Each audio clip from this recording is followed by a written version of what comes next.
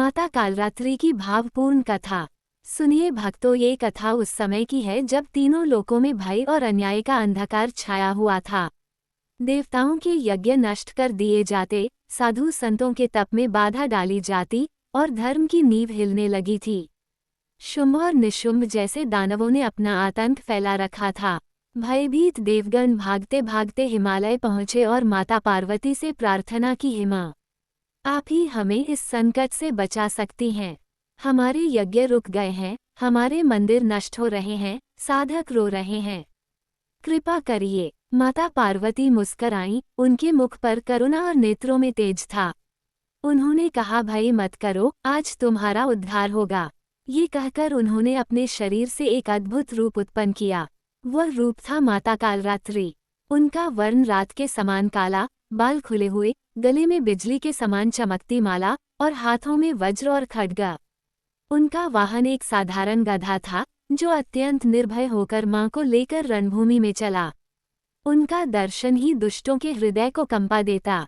जब चंड और मुंड ने मां को देखा तो हंसकर बोले, हे देवी, हमारे स्वामी शुंभ निशुंभ तुम्हें अपनी रानी बनाना चाहते हैं, चलो हमारे साथ। मां की आंखों में तेज था।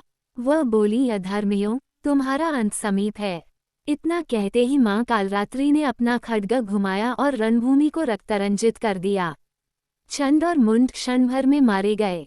देवी ने उनके सिर उठाकर अपनी ही शक्ति चामुंडा को अर्पित किया। तभी आकाशवाणी हुई, हे देवी, आप काल की भी रात्रि हैं, आप ही धर्म की रक्षा के लिए आई हैं, आपको कालरात्रि के नाम से जाना जाएगा।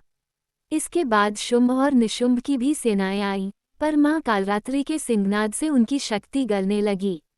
मां ने स्वयं उनके रथों को तोड़ा, उनके अस्त्रों को भस्म किया और अंततः शुंभ और निशुंभ का वध कर दिया। तीनों लोकों में विजय घोष हुआ।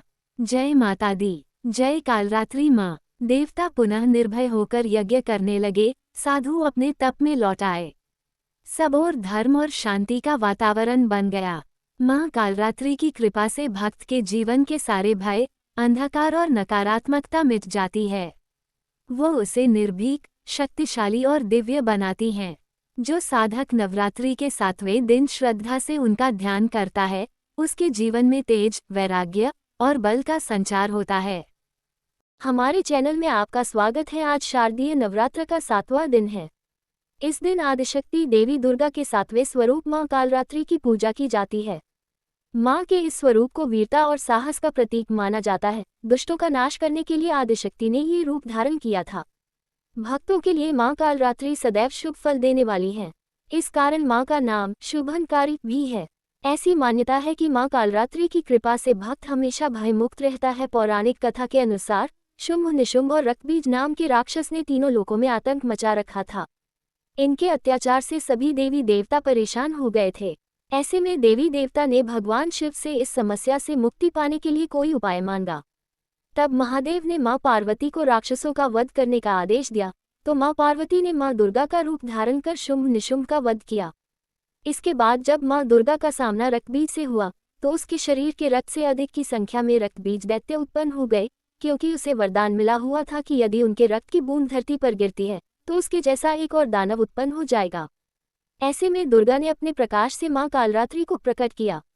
इसके पश्चात मां दुर्गा ने दैत्य रक्तबीज का वध किया, तो मां कालरात्रि ने उसके शरीर से निकलने वाले रक्त को जमीन पर गिरने से पहले ही अपने मुख में भर लिया। इस तरह रक्तबीज का अंत हुआ। अगर आपको हमारी कहानी पसंद आए तो चैनल को लाइक कीजिए, सब्सक्राइब और शेयर कीजिए।